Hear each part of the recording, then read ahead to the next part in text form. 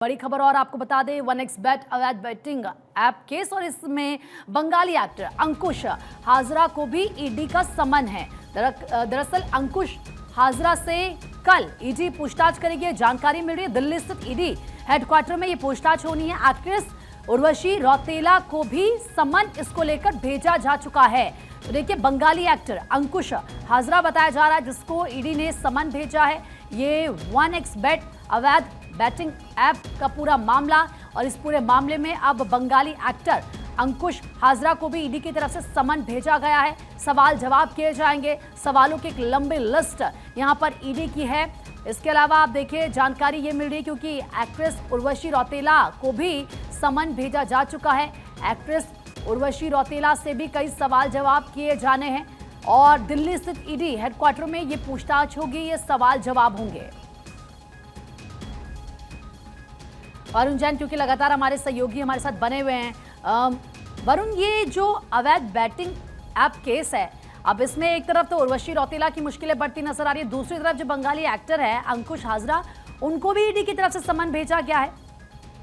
बिल्कुल, अंकुश हाजरा के अलावा जो बॉलीवुड एक्ट्रेस उर्वशी रौतेला है, इनको भी समन भेजा गया। कल ईडी हेडक्वार्टर में इन सबसे पूछताछ होगी। आज ईडी मुख्यालय के अंदर जो टीएमसी की पूर्व सांसद और बंगाली एक्ट्रेस है मिमी चक्रवर्ती, उनसे ईडी पूछताछ कर रही है। 1x360 जो बैटिंग ऐप है, इलीगल बैटिंग ऐप है, इसी को लेकर ये पूछताछ हो रही है। इससे पहले क्रिकेटर शिखर धवन और सुरेश रैना से भी पूछताछ कर चुकी है। ये सभी इस इलीगल बैटिंग ऐप के प्रमोशन के अंदर शामिल थे।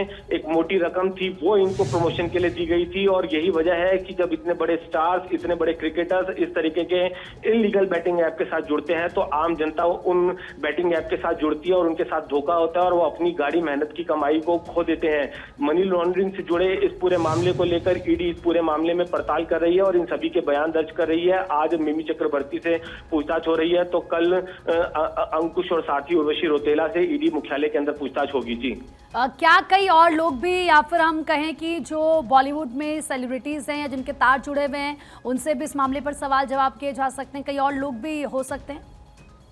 देखिए, बिल्कुल ऑर्गेनाइज तरीके से ये जो पूरे रैकेट होते हैं, इलीगल बैटिंग ऐप है, ये चल रहे थे।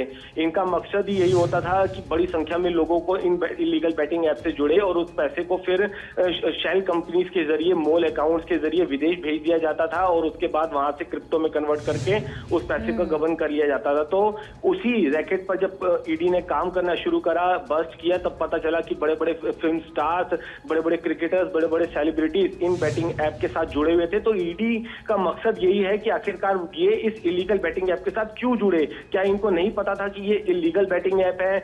इनके प्रोमोटर्स कौन है इन इलीगल बैटिंग ऐप के? इनको जो पेमेंट्स हुई थी, क्योंकि मनी लॉन्ड्रिंग से जुड़े मामले की जांच हो रही है, तो इनके पास जो पैसा था वो कैसे पहुंचा, क्या कैश में पहुंचा, और वो ये लोग किस मकसद से इन बैटिंग ऐप के साथ जुड़े, इन्हें पता था या नहीं पता था कि इलीगल बैटिंग ऐप है? तो ये अपने आप में महत्वपूर्ण हो जाता है, क्योंकि अगर इस तरीके के स्टार, सेलिब्रिटीज और जो क्रिकेटर्स इन बैटिंग ऐप के साथ ना जुड़े तो शायद इतना पब्लिसिटी ना मिले और जो आम जनता है वो इस चीटिंग का शिकार ना हो। तो उसी को लेकर अपना जो तफ्तीश का दायरा है वो ईडी लगातार बढ़ा रही है। सुरेश रैना, शिखर धवन से भी पूछताछ हुई थी और अब उर्वशी रौतेला और जो दूसरे बंगाली एक्टर है उनसे कल पूछताछ होनी है। और मिमी चक्रवर्ती फिलहाल ईडी मुख्यालय के अंदर ही मौजूद है, जिनसे पूछताछ चल रही है। जी, ठीक है वरुण, बहुत बहुत शुक्रिया आपका तमाम जानकारी देने के लिए।